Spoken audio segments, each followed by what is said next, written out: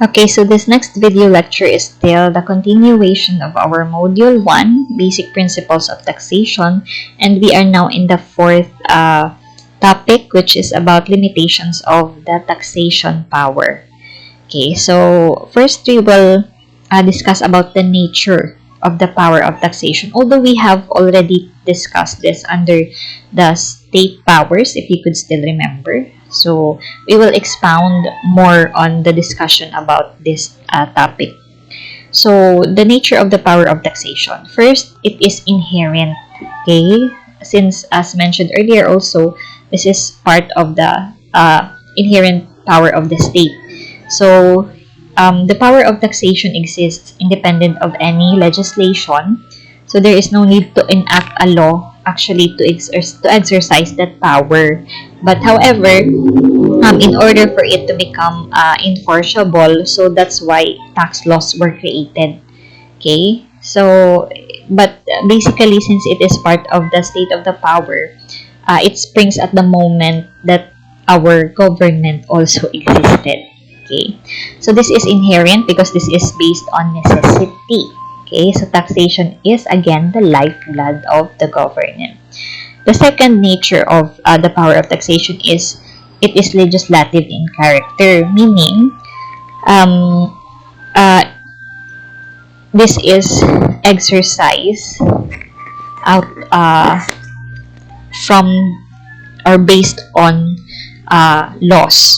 Okay, so that's why in our government they assigned it to the lawmaking body. Okay, so it is not assigned to the judiciary or the executive branch of the government. This is assigned to the Congress, which is the lawmaking body of the government. Another nature of the power of taxation is it is subject to constitutional and inherent limitation. So of course, this is to avoid mistreatment or abuse, okay, of the collection of taxes. So to a certain extent, Congress will abuse that power if they will not be given any limitations, right?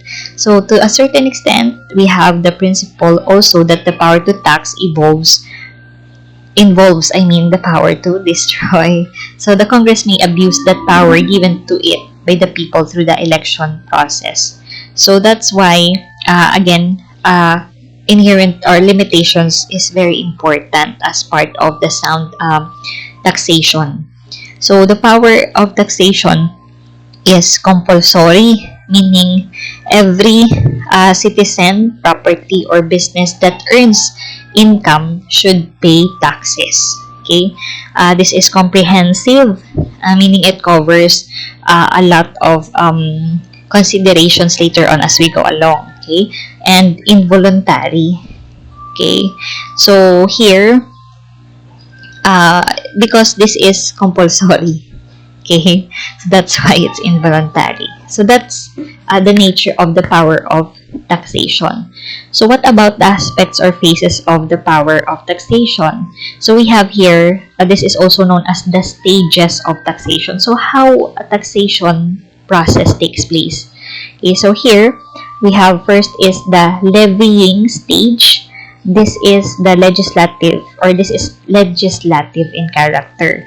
So basically, levying stage is the role of, this is the stage where the Congress determine and enact the tax laws to be imposed and collected. So it is the Congress which determines the rate and the kind of tax and the facility or mode of collecting the tax. Okay, so once we have a complete law, it is the executive branch which implements that law. Okay, after the levying stage or the enactment of the tax laws, the second stage is assessment or collection. Okay, so here, this is tax administration. So this will be, I think, part of the function of BIR already.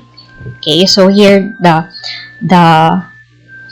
amount of taxes that you should pay will be determined or computed based on the tax laws and rates provided.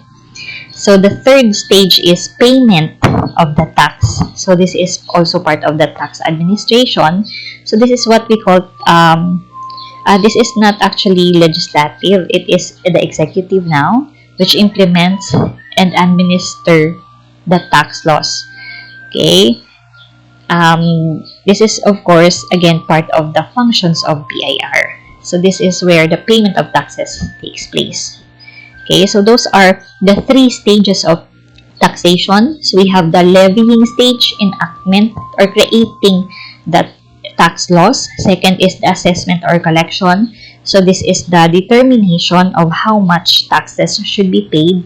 And the third is the payment of the tax through the BIR. Okay. So what about the limitations of the power of taxation? Okay, so we have here 2 classifications of limitations. We have the inherent limitations and constitutional limitations. When we say inherent limitations, these are limitations or restrictions that spring from its very own power. So the meaning there is already inherent limitations in the power of taxation. So while the power of taxation is inherent in sovereignty or state or government, there are also limitations or safeguards along with it to make sure that abuse of this power is avoided. Okay, so first, a limitation on public purpose, meaning the essential characteristic of power of taxation in which the taxes are imposed, this is for the purpose only of using the funds for public purpose and not for the private interest of the those who are in the government. Okay, so this is the limitation on public purpose. Whatever taxes that are collected, this should be used by the government to fund their projects and activities for the protection and welfare of the citizens and the society. Okay, that is the first limitation on public purpose. The second is limitation on territorial jurisdiction. So here, this means that the power of taxation is limited only within the boundary or territory of the country. So meaning, those who are within the Philippines or or citizens of the Philippines, and those income that is were produced, okay, or gained within the Philippines, okay, will be subject to our tax laws or taxes and other things which they might include. Okay, so the state cannot exercise its power of taxation outside of its territory because every country has their own tax laws and rates that are different from ours. Okay, so this is the second limitation. And the third is non-delegation of the legislative power of taxation, meaning, as a nature of the power of taxation, it is legislative in character, meaning that power cannot be delegated to others. Okay, so again, it is the Congress that enacts the tax laws. Okay. Fourth limitation is international committee. Okay, what is international committee? So this is the power of taxation imposed only within the state. Again, the state cannot tax other sovereign under the principles of international law, which we adhere. So I think international committee is also the same with the limitation on territorial jurisdiction. Okay, and the fifth inherent limitation is exemption of government agencies. So what is this? Government immunity from tax. So this is a self-imposed practical limitation that the government that does not tax itself, meaning the funds that the government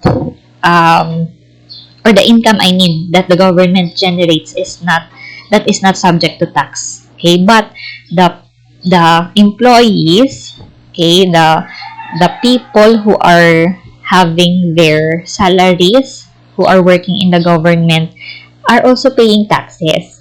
What we mean here is the government agency, not the people. Okay, the government employees are paying their taxes. Okay, the this exemption of government agencies only applies to the generation of income of the agency. Okay, if they generate income, that is not subject to taxes. That is immunity. Okay, but again, please take note the employees, government employees, are paying taxes. Okay, so those are the limited or inherent limitations. What about our constitutional limitations? So, constitutional limitations are the following. So, first is taxation requires due process. So, that's why we have tax laws. We have to adhere what was written and provided in there. Okay, so that what should we follow. Second is the tax laws should be equal. It should equally protect the taxpayers and not only uh, give advantage to the government, for example.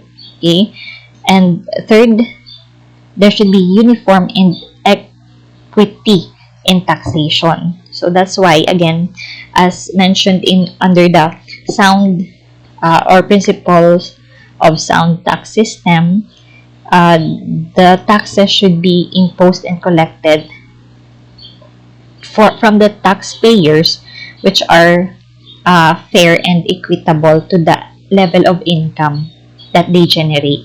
Okay, so that is for our constitutional and inherent limitations for the power of taxation.